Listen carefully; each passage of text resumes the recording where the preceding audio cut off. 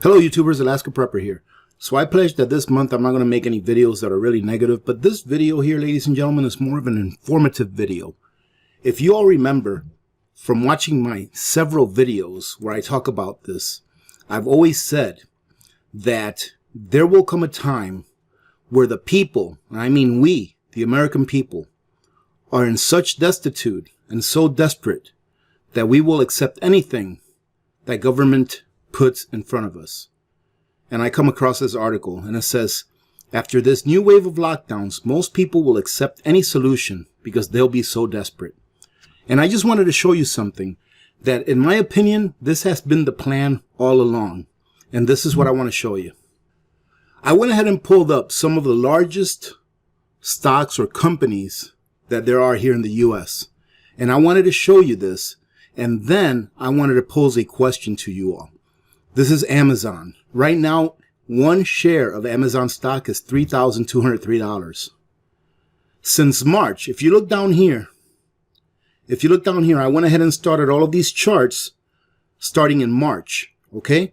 Since March, when this health crisis really took off, Amazon has netted a 70.6% gain on the value of their stock.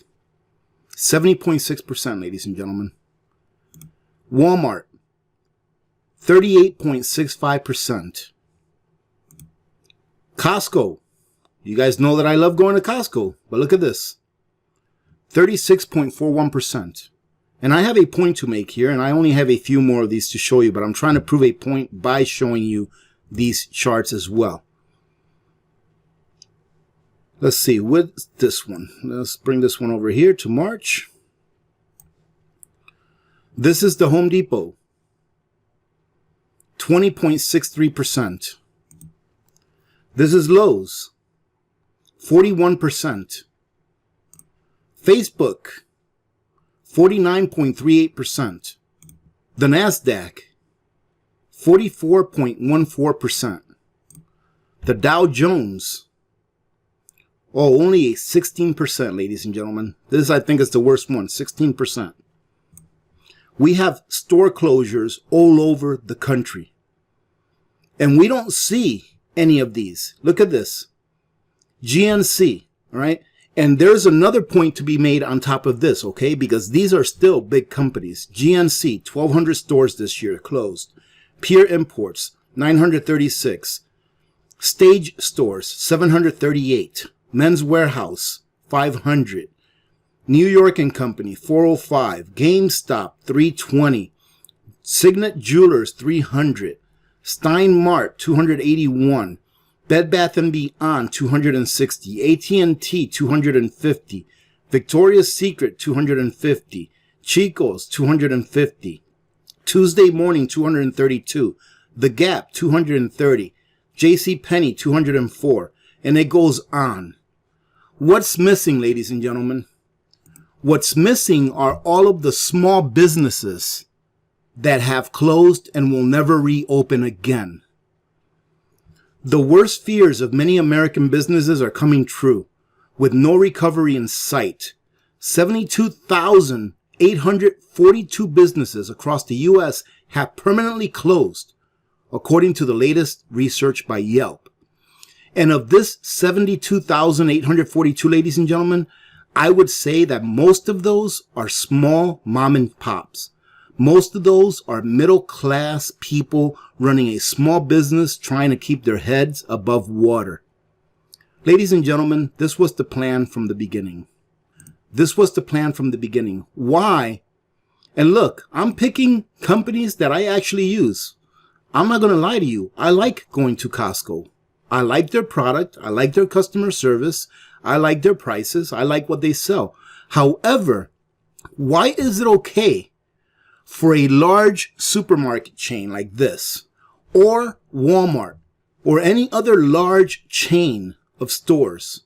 Why is it okay for them to keep their doors open when more people pass through those doors on a daily basis than probably most small businesses?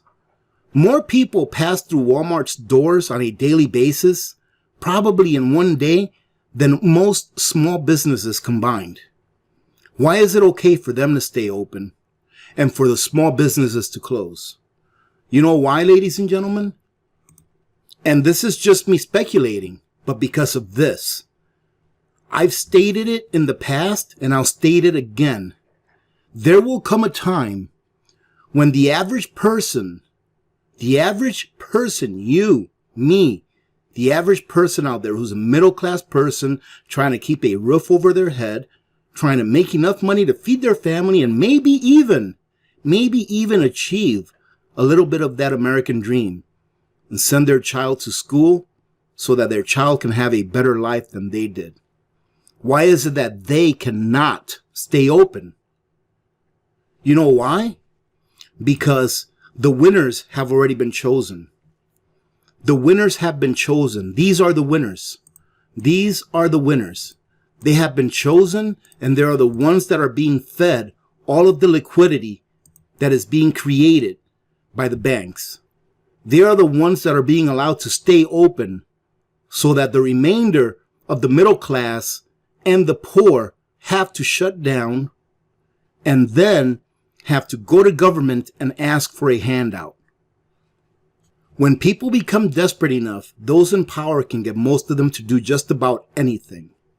I've said this a dozen times, if not more. That is why we prepare, so that we don't have to give up our sovereignty, so that we don't have to do things that we would not otherwise have done in order to get that handout from anyone. The first wave of lockdowns knocked us into the worst economic downturn since the Great Depression of the 1930s. And it plunged millions upon millions of ordinary citizens into a deep state of despair.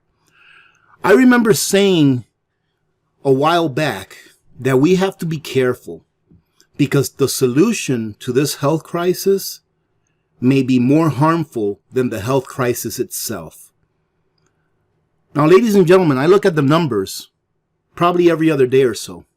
And the last time that I looked at the numbers, if you know what I mean about the numbers, in the United States, there's only about a 2% rate of people not surviving this. And that 2% encompasses all of the fake numbers that they've put in there. For example, if someone passed away because they were in a motor vehicle accident and they just happened to have the cough, well, in their death certificate, it states that they passed away because of the cough. Now, that's not conspiracy theory. It's out there for you to find if you want to look for it. I had a friend, and I stated this on a previous video. I have a friend in Michigan whose wife and child went to the doctor to get checked for the cough. And they were there so long waiting for their test that they decided to leave. The next day, now granted, they left before they even got any tests done. Now the next day, my friend's wife got a call from the doctors saying, you have to come in immediately because you are positive. They were never tested. So those numbers that were given of fatalities, I would say that they're not accurate. But even if they were, this is something that has a fatality rating of less than 2% as of yesterday. Those are the numbers that I pulled from yesterday. And I'm not making it to be about whether this cough is real or not. Yes, it is. It is. It's scientifically proven that it is real. However, what price are we willing to pay for the solutions that government is imposing on us? If you live in California, you probably understand what that price is, because I believe that California is one of the states that has the most stringent lockdowns. Carrying on here, it says, now another wave of lockdowns is being instituted all over the planet, and this is going to perfectly set the stage for the solutions that the elite plan to offer for all of us in 2021. I'm not going to make this a really long video, ladies and gentlemen. I just want you to be informed. This is why we prepare, so that we don't have to give these people our control, and so that you have more time to make a decision that is educated instead of making a decision that is made out of emotion. Now, let me tell you why it is that I don't like to play in the stock market. Because anyone that would have been in the stock market here, let's say if I would have bought Amazon stock here from last March, I would have made a killing. Look at this, 70%. This is the reason why I don't like to play in the stock market. Because the stock market is what I like to call a zero-sum game. Meaning that in order for one person to win, another person has to lose.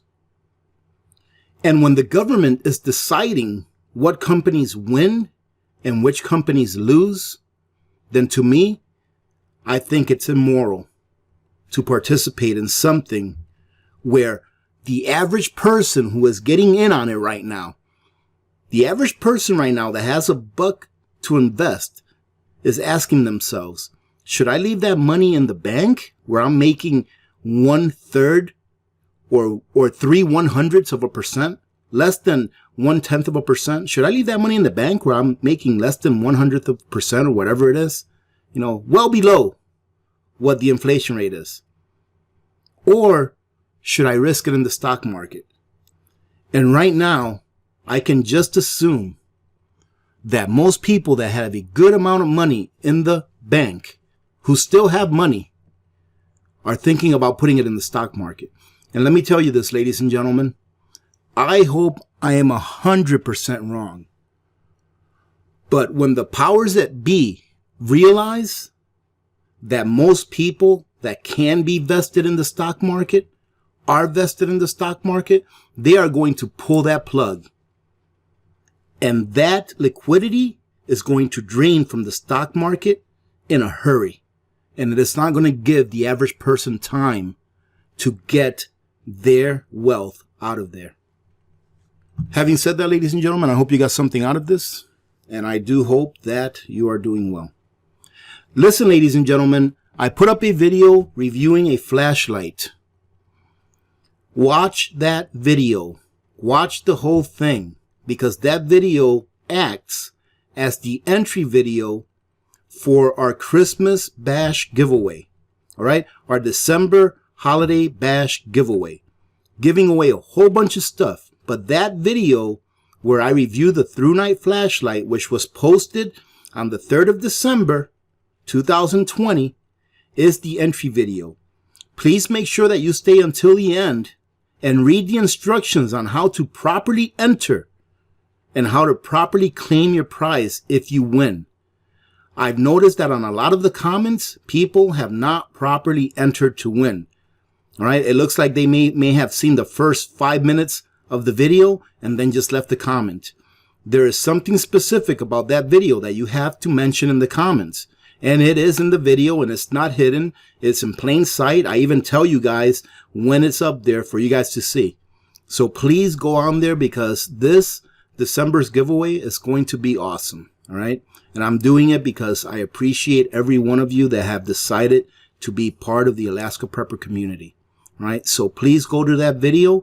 The prizes are not going to be awarded until the 13th of December, which is not this Sunday's live stream coming up, but the following Sunday's live stream. All right. In addition to that, I am going to be appearing on the Urban Preppers YouTube channel, not today, Thursday, but next Thursday. All right. I believe it's the 10th of December. I will be appearing on the Urban Preppers YouTube channel for a collaborative interview. All right. Those of you that don't know who the Urban Prepper is, he's a YouTuber who's been doing this for a lot longer than I have. Really, really good guy. All right. I've been subscribed to his channel for a while, and he's a really good guy. He lives in Washington State. So if you can put that on your calendars, it would be awesome to see you all there during that interview. Having said that, remember to be good to each other. When good people do good things happen. Remember to reach one, teach one, and repeat. If we all did this, the world would be a better place, and you know that it will be a better place. Many blessings to all of you and your families. This is Alaska Prepper. I'm out.